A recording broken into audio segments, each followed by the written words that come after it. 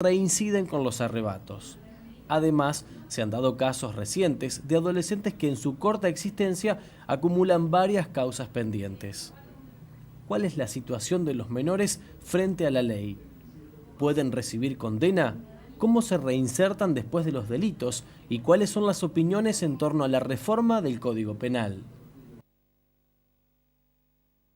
Así abrimos esta nueva edición de entrevistas con el tema de los linchamientos y la situación de los menores también con respecto a los delitos. Y está junto a nosotros, y agradecemos su presencia, el doctor Pablo Barbiroto, es defensor de pobres y menores.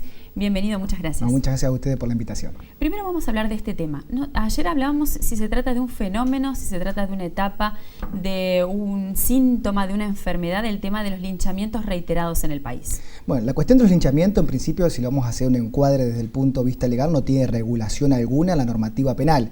Es decir, el linchamiento, vamos a llamar las cosas por su nombre. Si una persona o cualquier persona actúa, como hemos visto en los medios de comunicación últimamente, que persigue a una persona que aparentemente ha cometido un delito, que ha cometido un delito en principio, y lo sigue una turba de personas enardecidas y le dan alcance, y ya sea que arremetan contra su vida, le generan lesiones, si lo matan es un homicidio calificado. Es un homicidio calificado, como dice el artículo 80 del Código Penal, que lo quiero enmarcar en la normativa, dice que se impondrá prisión perpetua en aquellos casos, por ejemplo, con ensañamiento o alevosía. Esto es lo que ocurriría si se persigue varias personas a una para darle alcance y sin posibilidad de defensa o una cuestión desmedida del uso de la fuerza que pueden hacer estas personas, causándole un sufrimiento innecesario, o en aquellos casos donde exista el concurso de dos o más personas.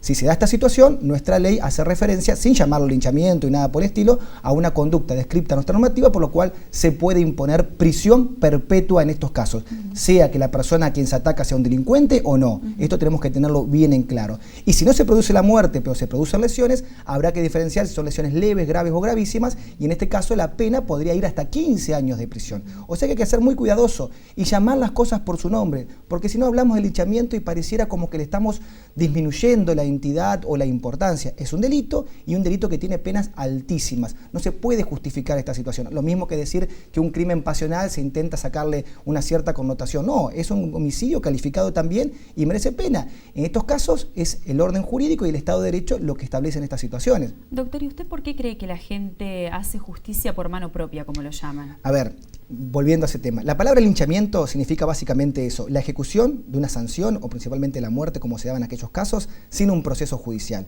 Es necesario un Estado de Derecho, un Estado democrático de derecho, que toda persona tenga derecho a un proceso y que en ese proceso se demuestra la culpabilidad. Y ese nombre linchamiento viene precisamente por un juez, Charles Lynch, de los Estados Unidos, que en 1774 genera este tipo de actos de matar a determinadas personas que pertenecían a colonos y aldeanos ingleses, en este caso sin ningún tipo de proceso. Y ahí se da el nombre de linchamiento. O sea que no tiene nada que ver ni siquiera ni con lo bíblico, que se dice en muchas cuestiones, o con nuestra idiosincrasia.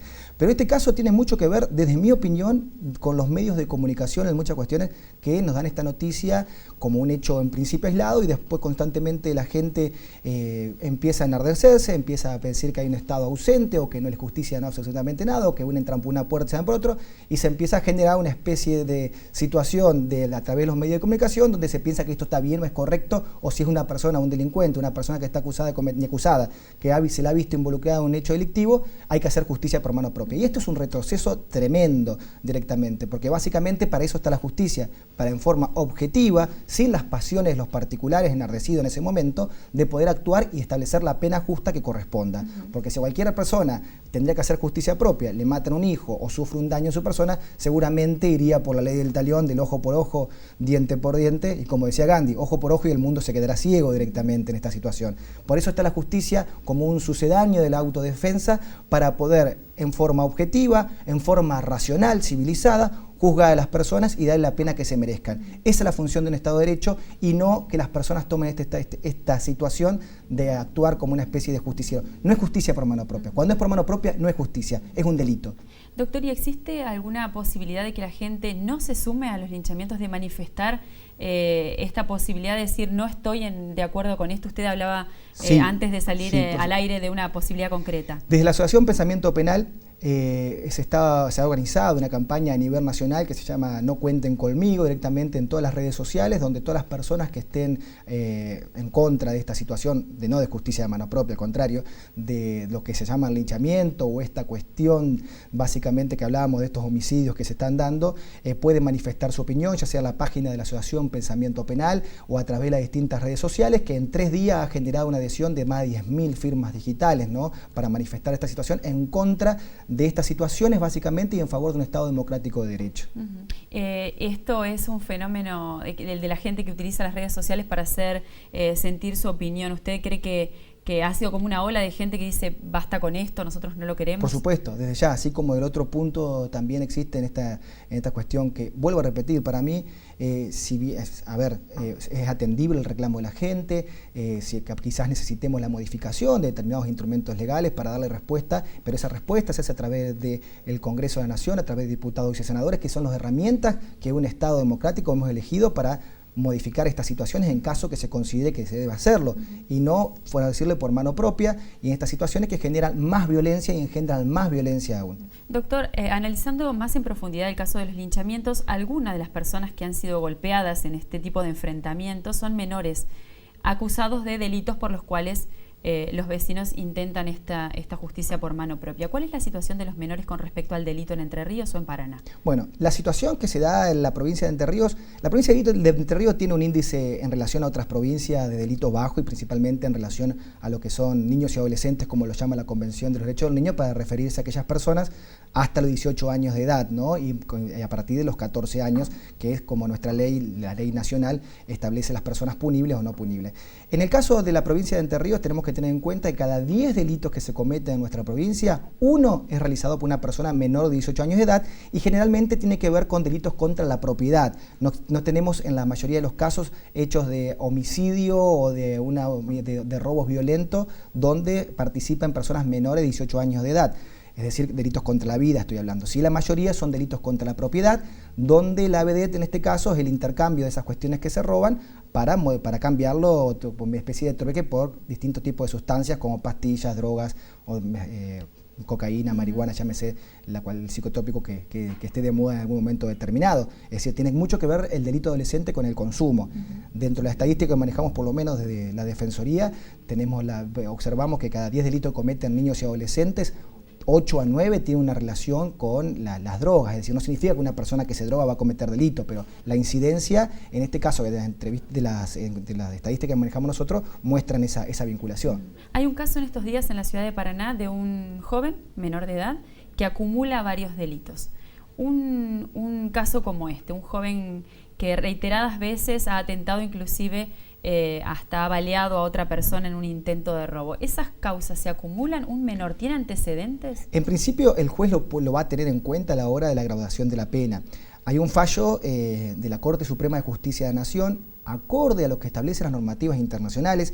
Esto es una situación que, le puede gustar o no a la ciudadanía, pero todos los instrumentos internacionales que nuestro país ha suscrito después de la modificación principalmente de la Constitución Nacional, que tienen rango nacional, establecen que no se le puede poner la misma pena a una persona menor que a una persona adulta porque está en un proceso de formación, un proceso que tiene que ver con su formación evolutiva, de intelectual, emocional, que no se le puede poner la misma pena que a una persona que ha asentado su personalidad. Por ejemplo, si yo soy decano en una universidad y tiro un borrador contra un pizarrón, todo el mundo va a decir esta persona está loca, pero si una persona de 15, 16 años tira un borrador contra un pizarrón, lo vemos como un acto que puede tener en cuenta, teniendo en cuenta su adolescencia o su minoridad en todo caso. No es lo mismo, fíjate, una conducta de una persona mayor de 18 años de edad que una persona que lo haga una persona, es decir, tiene otro tipo de justificación por ese proceso de formación o de desarrollo que está teniendo, que esto no lo dice el derecho, sino lo dice la propia psicología evolutiva en este caso, que no se puede poner una misma sanción que una persona menor adulta. Se le puede poner sanción, puede ir preso, pero no la misma proporción de una persona mayor de 18 años de edad.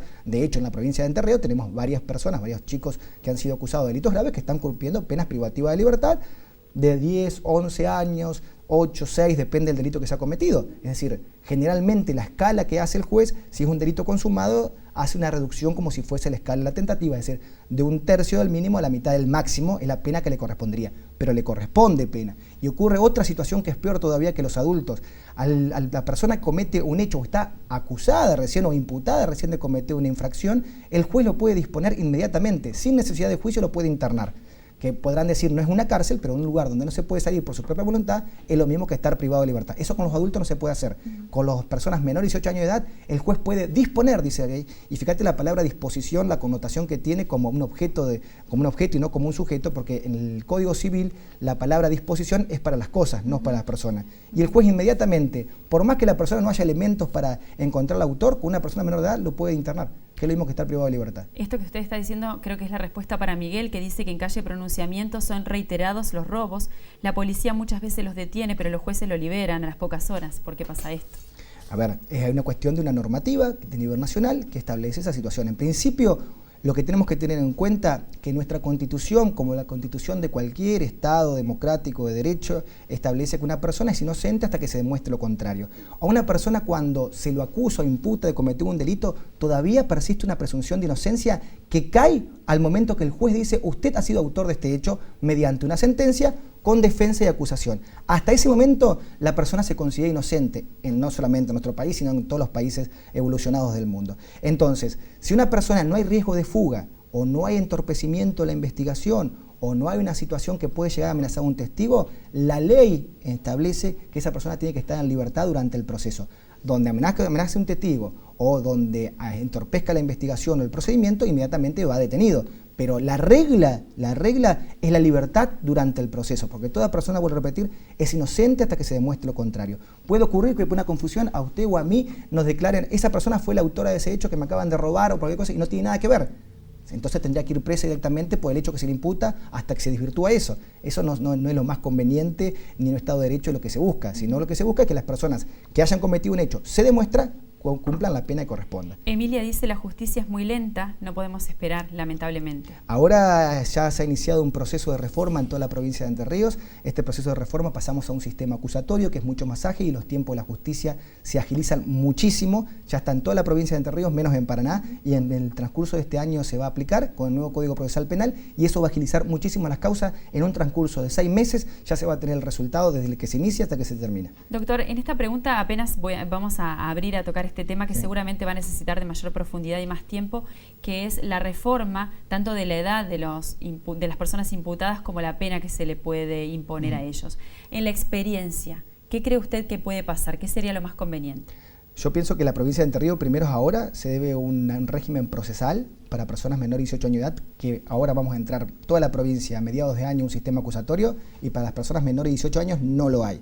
Es decir, me parece que tenemos que empezar a un proceso con garantías, pero al chico de 14, 15 años que, por ejemplo, hoy se archiva la causa, hay que hacerle un proceso. No ponerle pena privativa de libertad porque eso no se puede por las convenciones internacionales, sin medidas, que muchas veces son lo mismo que pena privativa de libertad o tienen otra connotación.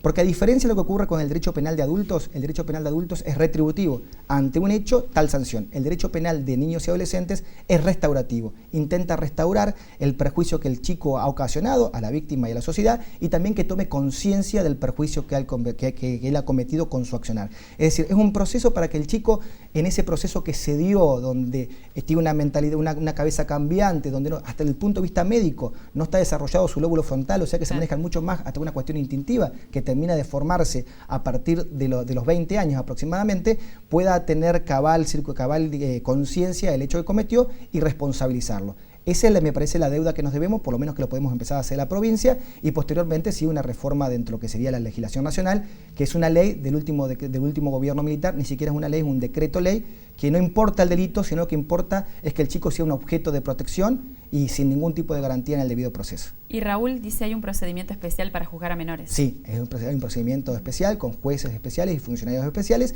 que tienen que tener en cuenta y se trabaja principalmente de la interdisciplina porque, se tienen que tener todas estas cuestiones que yo le decía anteriormente, la psicología evolutiva, la psiquiatría, para comprender qué es lo que ha pasado en esa persona que comete un hecho contrario al ordenamiento jurídico, que aunque le parezca mentira en la mayoría de los casos, en el 90% de los casos, ante una infracción que pudo haber cometido, desaparece con el solo transcurso del tiempo. Es decir, una persona siendo menor de edad se puede haber cometido una infracción o por estar con amigos. Tenemos otros casos que son mucho más graves y que son reiterados, pero la mayoría de los casos con los que nosotros trabajamos en la provincia de Entre Ríos no son de una gravedad que podemos decir esto es tremendo, no se puede salir a la calle, nada por el estilo.